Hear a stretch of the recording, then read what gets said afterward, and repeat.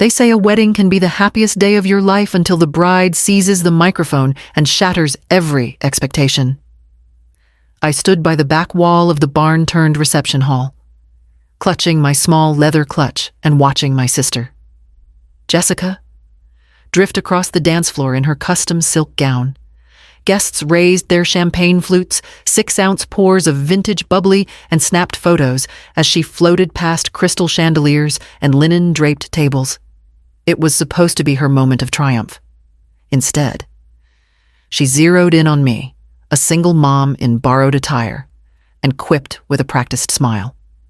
Here comes Mary alone, no husband, no savings, just a little girl in hand-me-down shoes. Laughter rippled under the oak beams. My mother, seated like a queen at the head table, told the photographer, "Let's crop her out of this one." Something inside me shattered.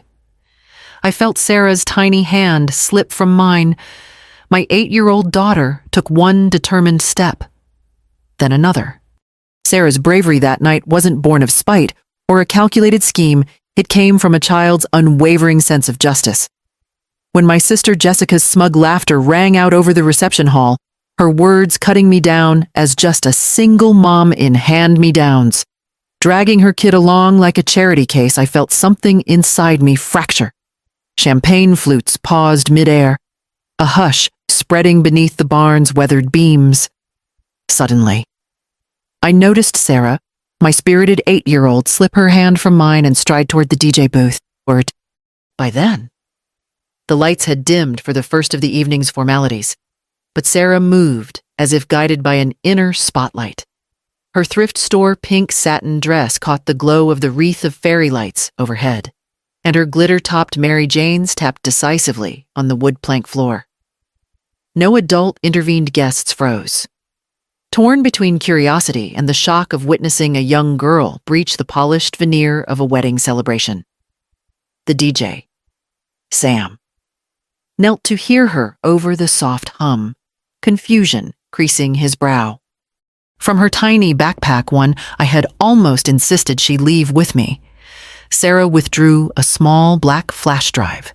She held it out to Sam and whispered something I couldn't quite catch. "Play it," I mouthed when our eyes met. That nod was all she needed. The upbeat playlist cut out, and the moment hovered in silence. Then, through the barn's mounted projector and speakers, Jessica's own voice filled the room, her candid recording from just weeks earlier, admitting she planned to leave her new husband, Michael, with the house and alimony, treating marriage as merely a business transaction. Gasps rippled like wind through dry leaves. Adults shifted in their seats. Some covered their mouths. Others stared motionless at the screen. My heart pounded as I watched Jessica's carefully constructed facade crumble, her couture gown suddenly ill-fitting armor against her own words. And through it all, Sarah remained poised, her young face a mask of quiet determination. She wasn't seeking attention, she was demanding accountability. As the final clip played, Jessica mocking my own struggles, claiming I couldn't even afford real shoes for that kid, I felt tears prick my eyes. Not for me, but for Sarah, who carried this secret so no one else would have to. She had seen the unfairness in how our family had judged us and acted when no other grown-up would. When the lights brightened again, the DJ turned to me. I gave a single nod of gratitude, and Sarah stepped back, her mission complete. That night, high-heel shots scattered beneath long tables of white linen and wildflower centerpieces. I realized that Sarah's courage was a lesson I needed to know, that we all needed to witness. In her simple act of handing over a flash drive, she reminded every guest that honesty is worth more than polished appearances, and that even the smallest voice can command a room. Watching her return to me, hand in hand, I felt a swell of pride so fierce it drove away the sting of humiliation. If you've ever watched a child stand taller than any adult in the room, you understand that genuine strength isn't measured in size or age. It's measured in integrity and kindness qualities Sarah displayed without hesitation. Please share your own stories in the comments. When have you seen youth teach us the power of truth? And if this touched you, hit like dear. Subscribe for more real-life moments that remind us all to live boldly. And share this with someone who could use a reminder that sometimes the bravest act is simply standing up and speaking out. As the projector flickered on, the rustic barn reception hall fell into an uncanny stillness. The video began with a close-up of Jessica's own smartphone screen, her name clear at the top, capturing her candid voice. He's boring, but the man's got cash and that old Westchester estate. I'm not passing that up because of morals. Morals don't pay the mortgage. Even the servers paused. Trays held at chest height. A hush spread beneath the vaulted, 10-foot-tall rafters, on screen. The clip shifted to text messages scrolling by. Jessica. I'll stay married for 2 years, then walk away with the condo and alimony. Maybe keep a kid if it makes the courts sympathetic. Trish. Girl. Don't get caught. He's too dumb to suspect. Jessica. Exactly.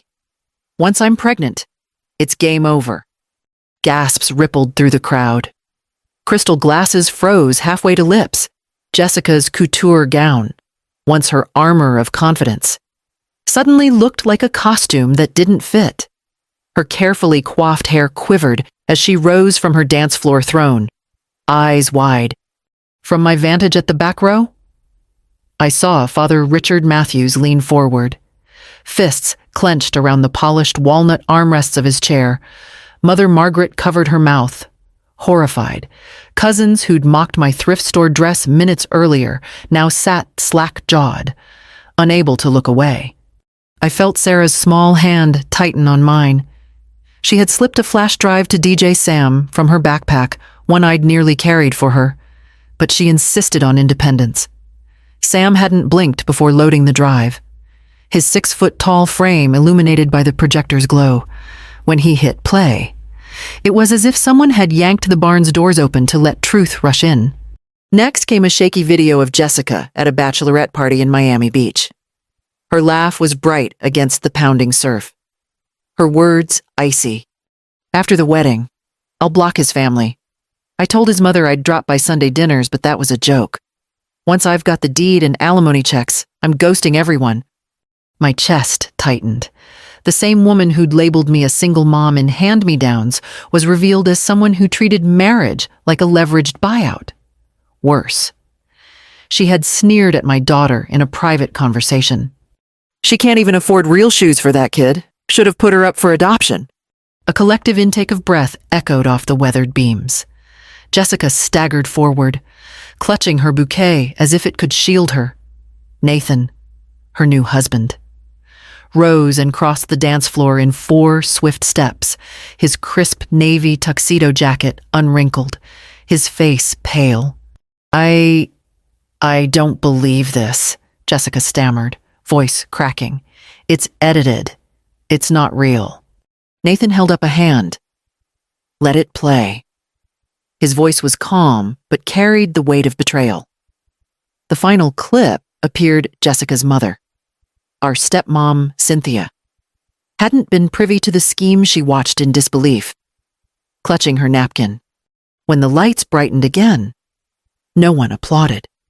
Forks clinked awkwardly against plates, but the energy had shifted. The veneer of celebration shattered like a dropped champagne flute. Guests exchanged uneasy glances, some turning away in discomfort, others scanning the exits. Sarah stepped back to my side, her face illuminated by the projector's afterglow. All evening, she had insisted on carrying her own backpack, just a little carry-all, she said. But inside, it was the key she used to free us from this charade. I looked down at her, heart swelling with pride. She had done what many adults wouldn't dare. She spoke truth in a room designed to hide it. Nathan squared his shoulders, then addressed the room. I married Jessica, believing in love and honesty. Tonight, I learned there is nothing honest here. He turned to Jessica. You lied to me, to all of us. I can't stay married to someone who treats people like assets. Jessica let out a strangled sob, her bouquet slipping from her grasp and tumbling petals across the wood floor, white roses strewn like discarded lies. She fled toward the barn doors, her veil snagged on a beam and tearing in too. The crowd remained silent. My mother's chair sat empty now, her Normandy-patterned shawl draped over the back. Richard had retreated to the shadows near the entry. I realized I wasn't an outsider anymore. I was the center of a story worth hearing. I stood, smoothing my thrift store dress. Sarah looked up, eyes bright. Not tears, purpose. I raised my hand and met her gaze. In that moment, I knew the evening wasn't about humiliation or scandal. It was about choosing integrity over tradition, love over appearances. If you ever doubt the power of truth, remember Sarah's flash drive: a child's courage can break a family's illusion. Share your own stories of standing up for what's right in the comments below. And if this story moved you, please hit like, subscribe for more real-life tales of resilience, and ring the bell so you never miss a moment of honesty that just might set you free. By the time dinner was announced, I felt as invisible as the place setting, or rather, the lack of one at the long mahogany table. My name card was nowhere to be found. Instead, a waiter motioned me toward a lone folding chair tucked beside the restrooms, a good 30 feet from my sister Rebecca's glittering ensemble at the head of the table. The reception hall, a converted dairy barn, glowed with warm Edison bulb light and smelled of fresh eucalyptus garlands. Yet I might as well have been out in the rain for all the welcome I'd been given. As I inched past linen-draped tables, Rebecca caught my eye for a fleeting second, then turned away. Her new husband, Michael, mid-conversation with his corporate clients. My mother, Linda, sitting among her bridge club friends, arched a single eyebrow at me and took another sip of her Merlot, the crystal glass tilting delicately in her fingers. No smile. No, hello, Elizabeth. Just that narrow stare that said, "You shouldn't be here." Emma, my 6-year-old daughter, sensed my unease and clung to my hand. She whispered, "Mom, are you okay?" I forced a smile and nodded, guiding her toward the rear of the barn where a rose garden peeked through French doors. Under the rows of white blooms, she spun in the thrifted pink dress I'd found the day before, her tiny moonscape of satin catching the late afternoon sun.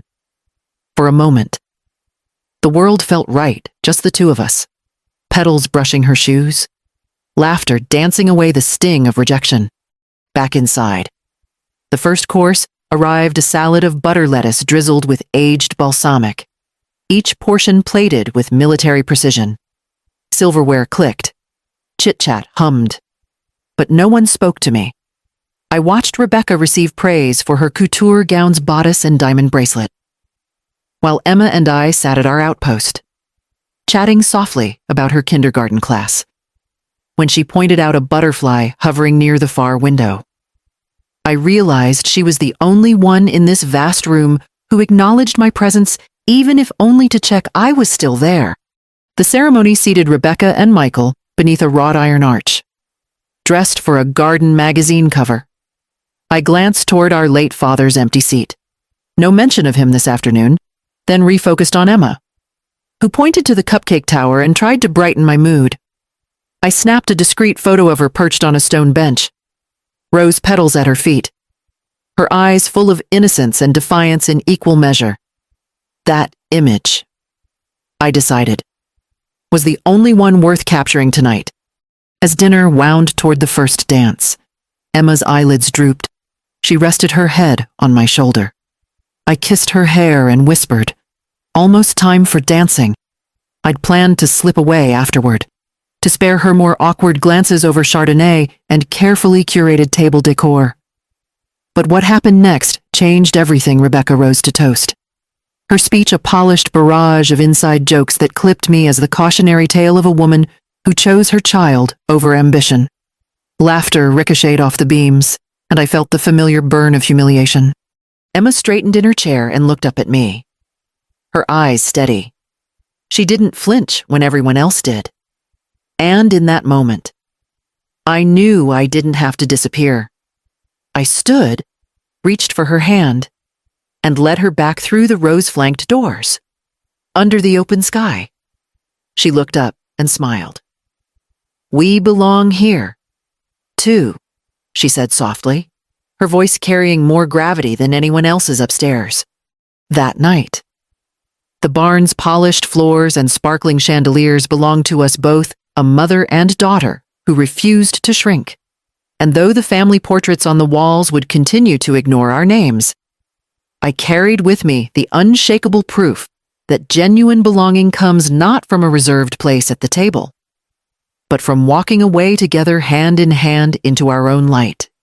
Helen stood tall beneath the barn's softly glowing lanterns, her spine unbent for the first time that evening. Around her, guests murmured in stunned circles, eyes flicking from the ruined bouquet at Caroline's feet to the small figure at Helen's side.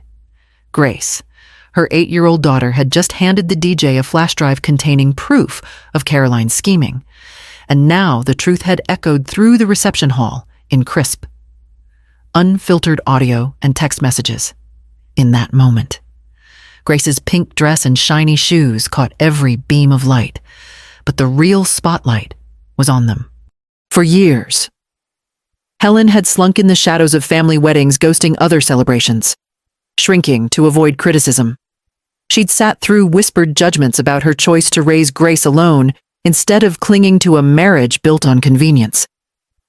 Tonight, she'd been ready to slip away after the first dance, to spare her daughter further mortification. Instead, she found herself at the center of a reckoning she never dared imagine welcoming. Caroline, the once smug bride, had fled to the barn doors, her couture gown snagged on a wooden beam and her pearl-white veil trailing like a dropped lie. Michael, her new husband, stood with arms folded, shock etched on his face as he absorbed his new sister-in-law's betrayal. Sitcom laughter from earlier in the evening had evaporated, replaced by an electric hush. The fiddler who'd been tuning up packed away his instrument, and even the servers held their trays. Silver candlesticks poised in midair. Helen drew in a steadying breath, surprising herself with the calm that greeted her. She slipped an arm around Grace and leaned close, meeting her daughter's wide, determined eyes. "You did the right thing," Helen whispered, and meant every word. Turning to face the assembled family and friends, her voice rose clear and firm. "No more hiding, tonight. The truth stands in this hall, just as my daughter stands by my side." At her words, some relatives shifted uncomfortably. Others lowered their heads in silent shame. Robert, her father, had retreated to the shadows near the dessert table, his usual commanding presence diminished by his own complicity in Caroline's hush-money wedding invitation. Eleanor, her mother, sat motionless at the head table, her hands clasped over a wine glass she'd never touched, guilt flickering in her eyes. Helen raised her chin and allowed the barn's warm scent of eucalyptus and honeysuckle to remind her of simpler times. Grace's first steps among wildflowers, family picnics by the lake before the secrets began. Tonight, those memories fortified her. She cleared her throat, regaining the attention of every guest. "We all came here expecting polite smiles and perfect photographs," she continued. "But real life isn't always polite or perfect. Sometimes we face hard truths. Tonight, thanks to Grace, we faced ours." A ripple of applause broke out, hesitant at first, then growing stronger as guests recognized the courage it took to speak so plainly in a room once so consumed by appearances. Michael stepped forward, extending a hand to Helen. "I'm sorry you were put through this," he said quietly. "Grace did what I was too afraid to do. Thank you for standing with her." Helen accepted his hand, feeling the import of his words settle in her chest. "Thank you," she replied, My daughter taught us all a lesson that integrity matters more than tradition or status. Near the back, the long-planned sparkler exit lost all appeal. No one seemed eager to stand in a glowing tunnel of lies. Instead, people lingered, drawn toward Helen and Grace as though to offer their own silent apologies. Pats on the shoulder, whispered assurances. As the evening wound down, servers replaced the fine china with simple coffee and donuts. A humble end to an evening of upheaval. Helen and Grace slipped outside, stepping onto the dewy grass under a sky bright with stars. Grace looked up at her mother's face. "Do you think they understand now?" she asked, tucking her hand in Helen's. Helen knelt, gathering Grace in a hug. "I think they saw what matters most," she said, brushing a strand of hair from Grace's forehead. "You and I, we belong together. We belong in the light." Grace smiled, her earlier nervousness replaced by a quiet pride. That night, as they walked back to their car, lanterns glowing behind them like beacons, Helen realized she hadn't just reclaimed her dignity. She'd claimed a new chapter for her family. No longer would she shrink or apologize for living honestly. And Grace, learning firsthand the power of speaking truth, knew she would carry that lesson forward. If you've ever felt silenced by others' expectations, remember that courage can come from the smallest voice. Share your own stories of standing tall in the comments below. And if this message resonated, please hit like and subscribe. Together, let's celebrate the strength it takes to step into the light even when it shines on secrets. For 4 years, I'd lived as the family's cautionary tale, the what not to do woman who chose motherhood over a stable marriage. When my husband's final suitcase hit the front porch, my parents turned their backs so definitively that Christmas, birthdays, and even our grandmother's funeral passed with no invitation. I was Mary Turner, single mom at 32, raising my daughter Grace alone and earning every dollar to keep a roof over our heads. So when my younger sister, Emily, sent me an ornate invitation to her wedding 2 states over, I nearly tossed it in the trash. No place for me, and certainly none for Grace in a hall full of family friends and business associates. Yet the day Grace discovered the envelope-curling blue script on cream cardstock, her wide brown eyes asked simply, "Are we going?" I remembered what it felt like to belong and said yes. We drove 6 hours in my rented SUV. Grace perched in her car seat, clutching a thrift store doll, in the restored barn that served as Emily's reception venue. Crystal chandeliers cast warm halos over long farm tables. Emily glided past in a custom ivory dress, her smile dazzling under the oak rafters. Guests clinked their 6-ounce champagne flutes, unaware that I sat with my shoulders squared, determined to give Grace at least one memory of family warmth. That illusion shattered when Emily lifted the mic at dinner. "I'm so honored to have all the most important people here," she began, her gaze sweeping the room. Then it zeroed in on us. "And of course, my dear sister Mary made the trip, just the 2 of them. Isn't that sweet alone? No husband, no backup plan, just a child in hand-me-downs." Laughter rippled under the beams. My mother, seated at the head table, whispered to the photographer, "Let's not waste a good shot on them." Something inside me cracked. Grace's small hand slipped from mine before I could stop her. She marched across the oak plank floor toward the DJ booth. No one intervened. The DJ, a burly man named Tom, knelt so she could whisper into his ear. From her backpack, one I'd packed only reluctantly, she produced a small flash drive. Tom glanced at me uncertainly. I nodded once, my heart pounding. He loaded the drive. The playlist cut out, and on the projector screen flickered Emily's own voice. First came audio, from a private voicemail, Emily, casually sipping rosé at her bachelorette party, admitting, "I'm in this for the tax benefits and the house love is just nice icing." Then came text messages. Gasping, the guests froze mid-toast. Emily's hand flew to her mouth. Her new husband, Mark Davis, stood and crossed to the booth. "Is there more?" he asked quietly. A final clip showed Emily dismissing me. "Mary can barely pay rent. Why pity her with an invite?" Silence settled like dust. Mark turned to Emily. "I married you for honesty," he said, voice steady but cold. "Tonight I learned there is none." Without another word, he left, his tuxtail brushing overturned wine glasses. Emily sank to her knees amid her ruined bouquet, her satin gown now a casualty of her own deceit. I rose from my folding chair, smoothing the hem of my borrowed dress. Grace stood beside me, her head held high. "Thank you," I whispered, kneeling to gather her into my arms. No one in the room moved until Tom's tentative applause sparked a cascade of clapping, first from servers setting down clean plates, then from cousins, then from my mother, tears shining on her cheeks as she joined the chorus. That night, driving home under a sky painted with October stars, Grace rested her head against my shoulder. "Mom?" she whispered. I did the right thing. I pressed a kiss to her hair and nodded. The very right thing. If you've ever felt abandoned by those who should stand by you, remember, integrity and courage have their own invitation. Share your story below.